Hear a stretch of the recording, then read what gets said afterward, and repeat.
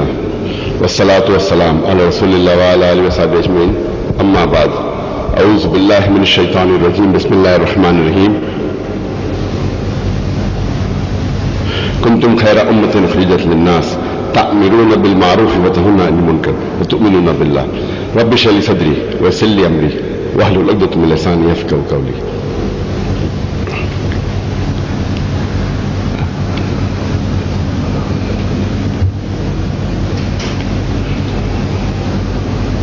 Today in the Jummah khutbah, I'll be speaking, inshallah, on the topic of dawah or destruction.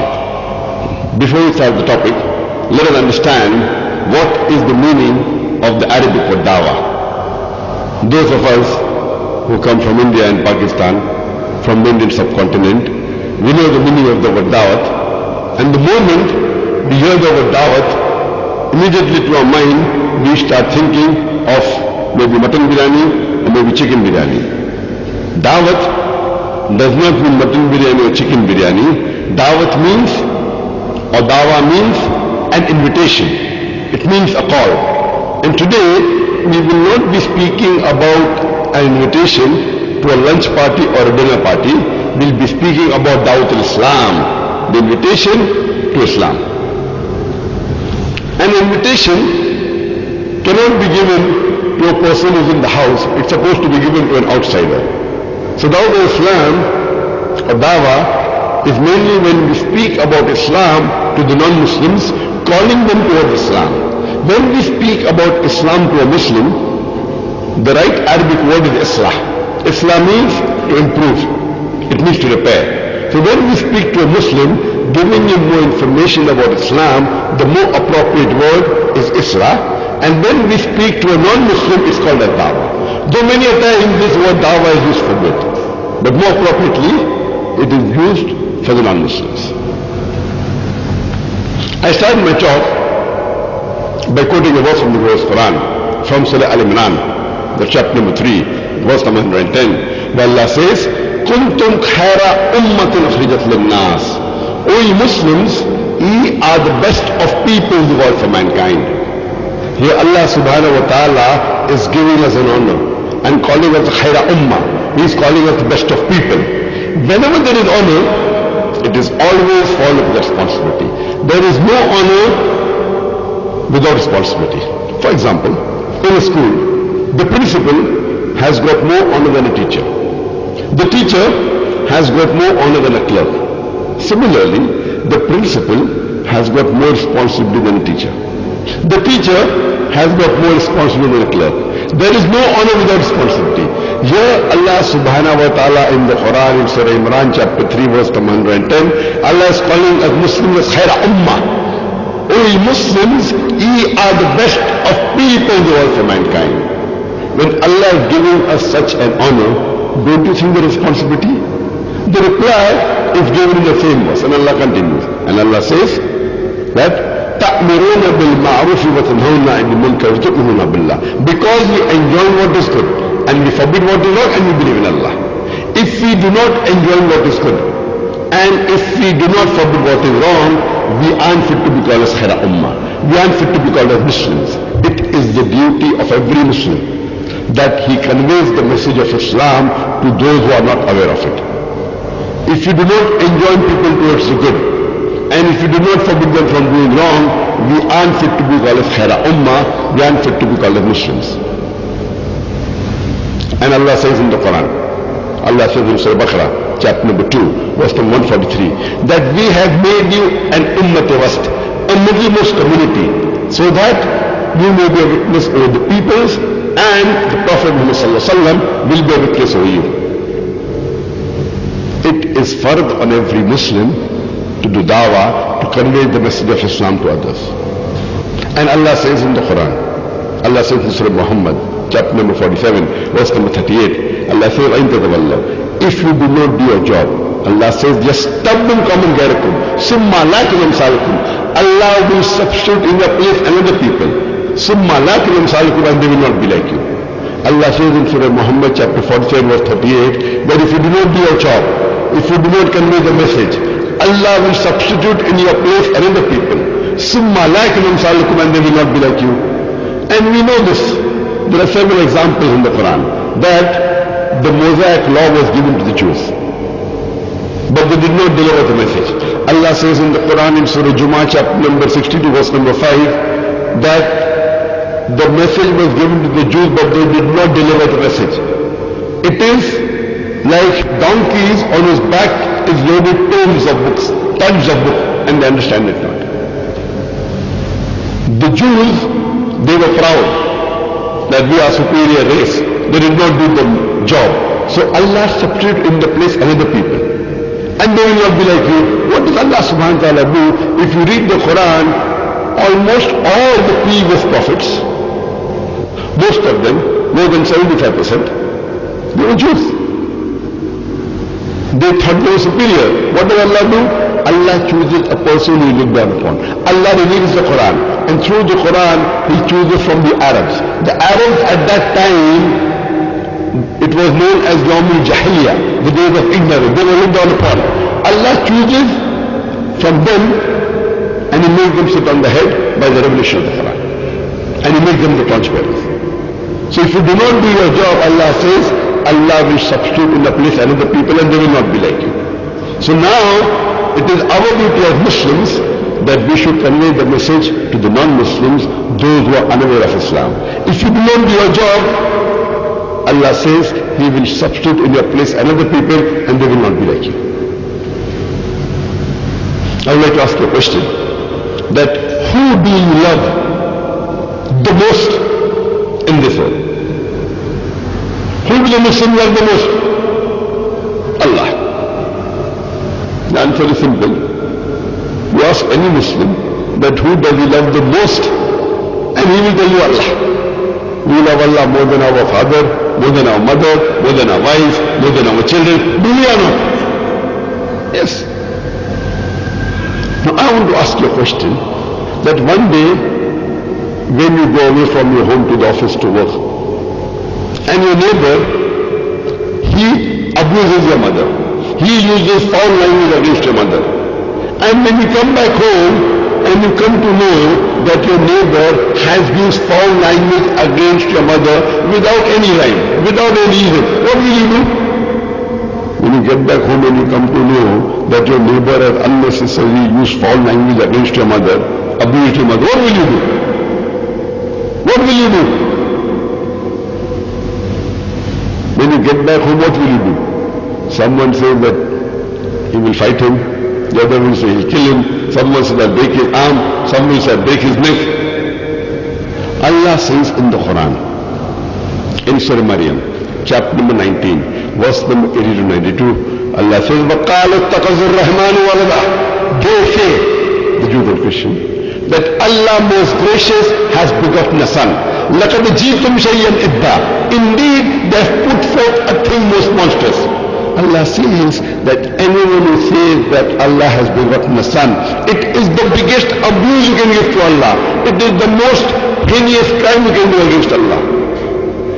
Allah says, وَقَالُوا اتَّخَذَ الرَّحْمَنُ وَلَدًا لَقَدْ جِئْتُمْ شَيْئًا إِدًّا تَكَادُ السَّمَاوَاتُ يَتَفَطَّرْنَ مِنْهُ. If the sky had feelings, the sky would have burst. وَتَنْشَقُ الْأَرْضُ. The earth would have split open. And Allah continues and says that وَخَرُّ الْجِبَالُ حِدًّا. And the mountain would have fallen down to utter ruin. If anyone says that Allah has begotten a son, if the sky had feelings, the sky would have split open, would have burst open. The earth would have split open. The mountain would have fallen down to utter ruin. But to us Muslims, it makes no difference. Every day, our non-Muslim brothers, they are abusing Allah subhanahu wa ta'ala. They say that Allah has begotten a son, and we don't even open our mouth. You go to schools, you go to colleges, you go to offices. Every day our non-Muslim friends, they are abusing Allah subhanahu wa ta'ala, and they say that Allah has begotten a son, and we Muslims don't even open our mouth. We say that we love Allah more than our mother, more than our father, more than our wife, more than our children.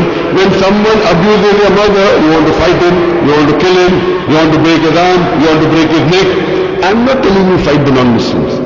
I'm not telling you break his arm. I'm not telling you break his neck. At least open your mouth. I'm only telling you at least convey the message Ask them, why are they saying that Allah has begotten a son? Allah is saying in the Quran that if anyone says that Allah has begotten a son, it is the biggest abuse you can give to Allah. Every day our non-Muslim brothers, our non-Muslim friends, they are abusing Allah subhanahu wa ta'ala and we don't even open our mouth. What has happened to the Muslims? We say we love Allah more than anyone in the world, but are we doing it? Are we actually showing it in actions? Allah says in the Quran in Surah Baqarah chapter number 2, Allah says in verse number 120, Allah says, وَلَنْ تَرْضَ عَنْكَ الْيَهُودُ وَلَنْ نَصَارَى حَتَّى تَتَّبِعَ مِلَّتَهُمْ. The Jews and the Christians, they shall never be satisfied until you follow their brand of religion. The Jews and the Christians, they will never be satisfied until you follow their brand of religion. And Allah says in Surah Baqarah, chapter number 2, verse number 111, that Allah says that these Jews and Christians say, you Muslims, you shall never enter Jannah. With all your piety, with your fasting, with your salah, with your hajj, with your charity, you shall never enter Jannah unless you become a Jew or a Christian. Allah says, tilka amaniyuhum. This is the wishful thinking, bakwas or bakwas. Qul hatu burhanakum. Produce your proof in kuntum sadiqin, but if you're truthful. Allah says in the Quran that the Jews and Christians will never be satisfied unless you become a Jew or a Christian. We have to tell them, this is the wishful thinking. Produce your proof, but if it's truthful. And they have produced the proof that is the Bible in no less than 2,000 different languages. They say, my Bible says this, my Bible says that. My Bible says this, my Bible says that. What do we have to do? Do we have to follow the Bible hook, line and sinker? We have to convey the message. And conveying the message is so easy. If you read the Quran in the language you understand the best, whether it be English, whether it be Tamil, whether it be Urdu, whether it be Malayalam, whichever language you understand, read it in that language. And if you see in the Quran, Alhamdulillah, the way how to convey the message is given. It's very easy. And Allah says in Surah Imran, chapter number 3, verse number 64, Qul ya ahlal kitab, say, O people of the book, ta'alaw ila kalimatin sawa'in baynana wa baynakum. Come to common terms as to us and you. Which is the first one? Allah na'budu illallah. That we worship none but Allah. Wala nushrika bihi shay'an. That we associate the partner with him. Wala yattakhiza ba'duna ba'dan arbaban min dunillah. That we erect not among ourselves lords and pit other than Allah. فَانْتَوَلَّوْا. Then they turn back. فَقُلُوا شَهِدُوا. Say, bear witness. Then the Muslimun, that we are Muslims bowing our will to Allah subhanahu wa ta'ala. This verse of the glorious Quran shows you a way how to convey the message. It says, تَعَالَوْا إِلَىٰ كَلِمَةٍ سَوَاءٍ بَيْنَنَا وَبَيْنَكُمْ. Come to common terms as between us and you. Which is the first term? Allah na'budu illallah. That we worship none but Allah. وَلَا نُشْرِكَ بِهِ شَيْئًا. That we associate the partners with him. وَلَا يَتَّخِذَ بَعْضُنَا بَعْضًا أَرْبَابًا مِنْ دُونِ اللَّهِ. That we erect not among ourselves lords and pit other than Allah. And if they turn, فَإِنْ and if they turn back, you bear witness that we are Muslims. فَخُلُوا شَهِدُوا بِأَنَّا مُسْلِمُونَ. That we are Muslims bowing our will to Allah subhanahu wa ta'ala. We don't have to attack them. We don't have to abuse them. Allah says in the Quran in Surah Anam chapter number 6 verse 108, revile not, abuse not those people who they worship God besides Allah, lest in their ignorance they will abuse Allah subhanahu wa ta'ala. We have to speak with them with hikmah, with reasoning and logic, and come to common terms as with us and you. One of the various reasons that we Muslims give excuses for not doing this job of conveying the message. And we find that there are many Muslims who say that we don't have the knowledge. Inshallah, when we get the knowledge, we will start doing dawah. And many people think that when they become like Shaykh Deedat, they start doing dawah. That time will never come. Our beloved Prophet Muhammad said, it's Hadith of Sahih Bukhari, our Prophet said, Ballighu anni wal aya. Propagate even if you know one verse. Even if you know one verse about Islam, it is your duty that you convey the message to the others. And everyone knows, if you are a Muslim, you actually know there is one God, that there is one Allah, go and deliver that message. If he asks you, the non-Muslim, then how can you prove that there is one Allah? If you don't know, what do? You come home and do homework. I'm giving a talk on, is the Quran God's word? Which proves logically and scientifically from the Quran the existence of Allah subhanahu wa ta'ala. Now, you are the master of one answer. Then, you tell him the second thing. Why don't you believe in Prophet Muhammad sallallahu alaihi wasallam? He says, why should you believe? If you don't know, you come back and do your homework. I've given a talk on Muhammad sallallahu alaihi wasallam in the various world religious scriptures. And I've proved from the different world religious scripture and logically that Prophet Muhammad, peace be upon him, is the last and final messenger.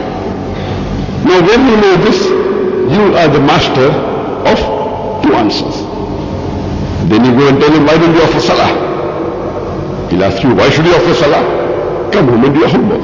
I've given a talk on salah, the programming towards righteousness. Now, you are the master of three answers. In this way, you start doing dawah even if you know one verse. The beloved Prophet said, Ballighu anni wal aya. Propagate even if you know one verse.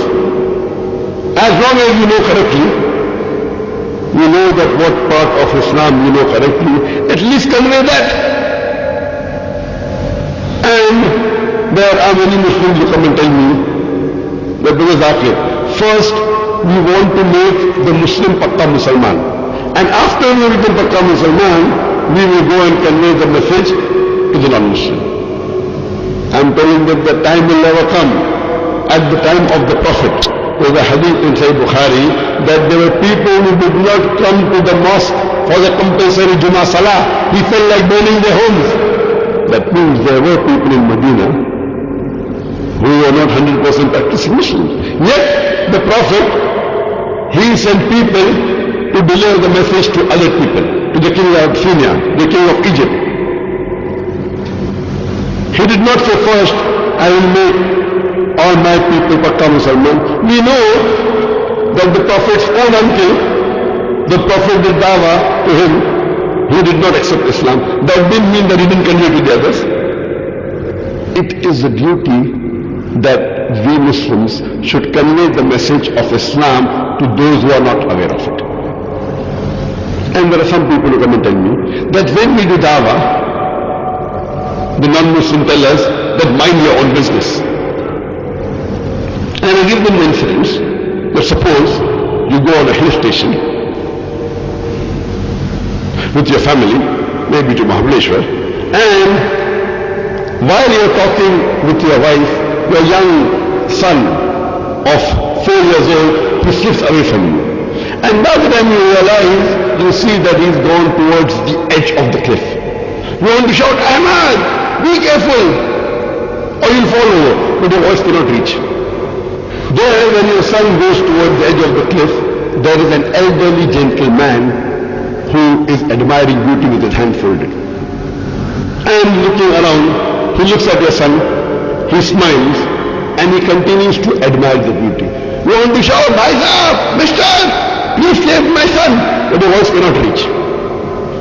That elderly gentleman looks at your son and keeps smiling and again admires the beauty. After a few seconds, your son goes ahead and he falls over the cliff.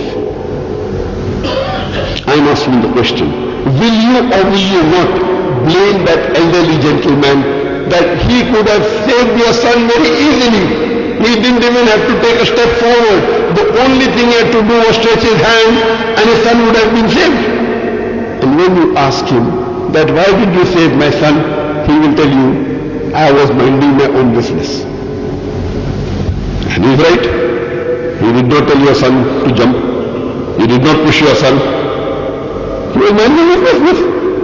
But in spite of that, will you or will you not blame that elderly gentleman that Allah has given him wisdom and my son was masoom. Only thing he had to do was stretch his hand. Who will blame him? Similarly, on the day of judgment, these non-Muslims will tell that when Allah gave hidayah to the Muslims, why didn't we convey the message of truth, of haqq, to the non-Muslims?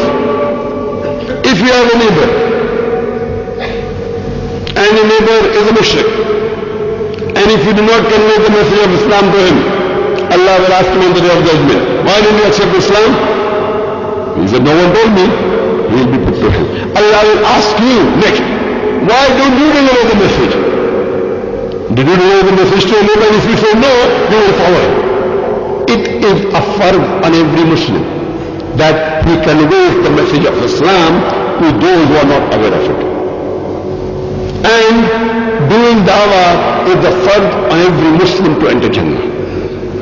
The criteria to enter Jannah is given in Surah Al-Asr, chapter 103, verse number 1 to 3, which says, وَالْأَصْرِ إِنَّ الْإِنسَانَ لَفِي خَسْرٍ إِلَّا الَّذِينَ آمَنُوا وَعَمِلُوا الصَّالِحَاتِ وَتَوَاصَوْا بِالْحَقِّ وَتَوَاصَوْا بِالصَّبْرِ. By the token of time, man is verily in a state of loss, except those who have faith, those who have righteous deed, those who have got people to truth, and those who have got people to patience and perseverance.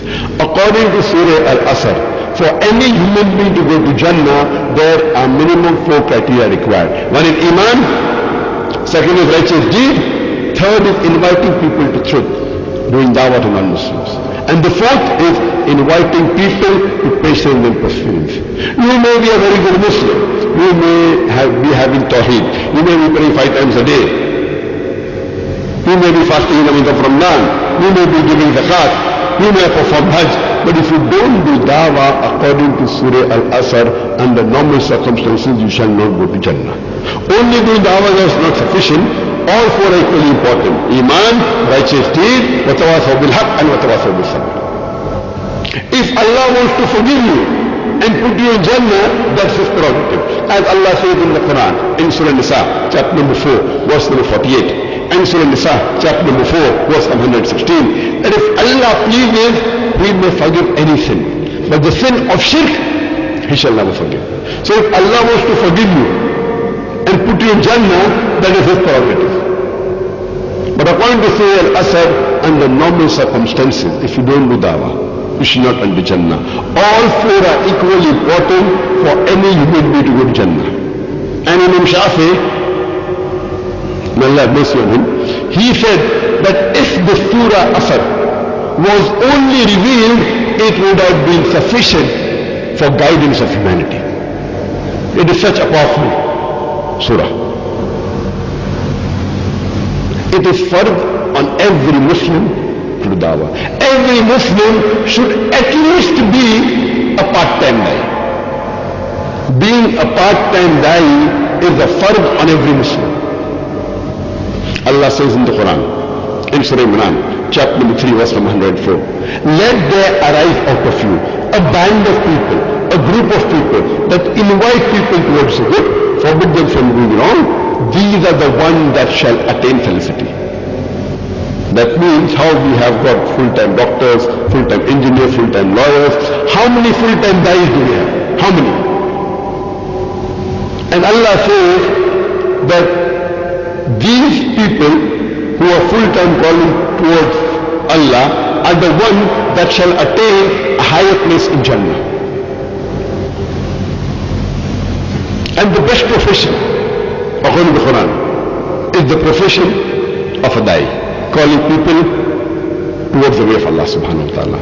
And Allah says in the Quran, in Surah Nahl, chapter number 16, verse 125, Allah says, Udu ila sabili rabbika bil-hikmah wal-ma'zat al-hasna wajadil bil-ahsan. Invite all to the way of thy Lord with wisdom and beautiful preaching, and argue with them and reason with them in the ways that are best and gracious, in the ways that are best and most gracious.